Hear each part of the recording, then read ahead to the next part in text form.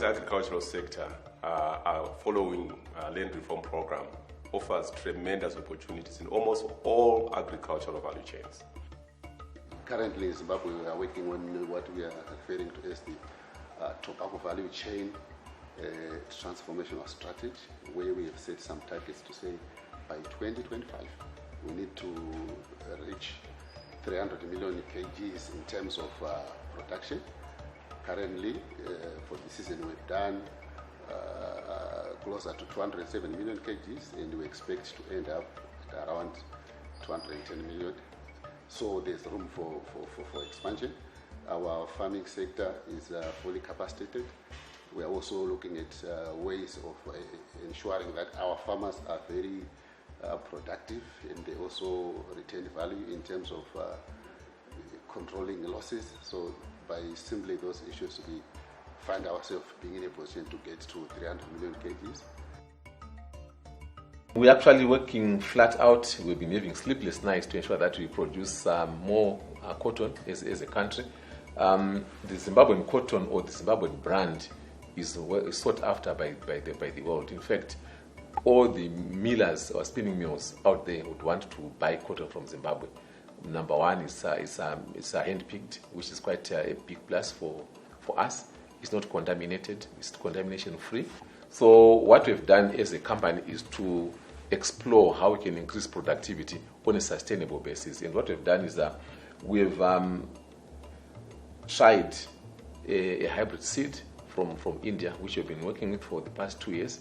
And that hybrid seed has proven that under these extreme weather conditions we're experiencing, which are coming out of climate change, we can actually more than increase our output more than 5-fold.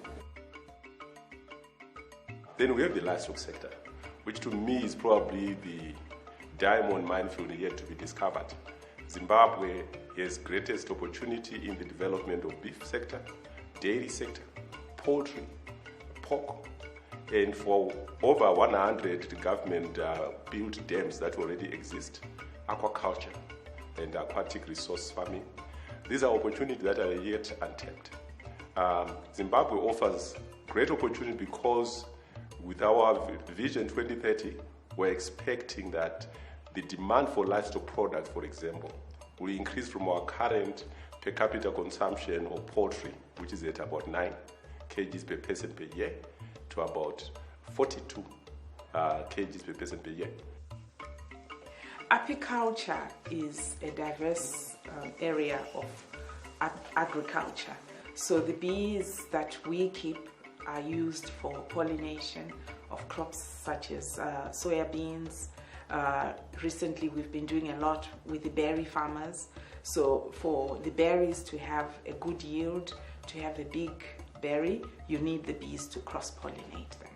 So we are helping with at least 70% of food production, whether it's in Zimbabwe or globally. So bees are very important for agriculture. Honey is a much sought after food in terms of your nutritional need. And with the advent of COVID, we've seen a huge increase in the consumption of honey.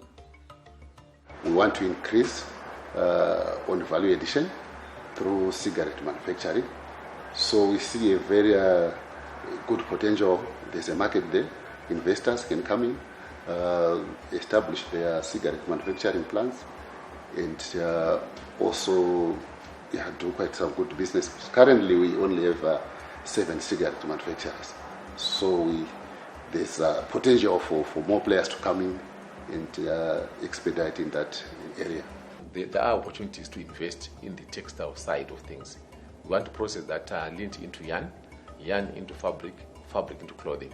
So that area, I can actually say it's under capitalized right now, and we need investors to come in and either partner with us or set up their own factories to process that lint into yarn and fabric ultimately, and clothing. The opportunities are huge. If we look at honey production, that needs increase. So we're looking, if we can get investors willing to partner us and we upscale our honey production, which we can export. And with our type of environment, we are a huge sector that can do organic production because of most of our farmers are in the rural areas where there's no pesticides and insecticides being used on crops. That's number one. Number two, if we can partner with our horticulture producers, we can also leverage or increase our pollination subsector in the apiculture sector. I believe this is the perfect time to come. The early bird catches the worm, and they always have the competitive advantage of the first move advantage.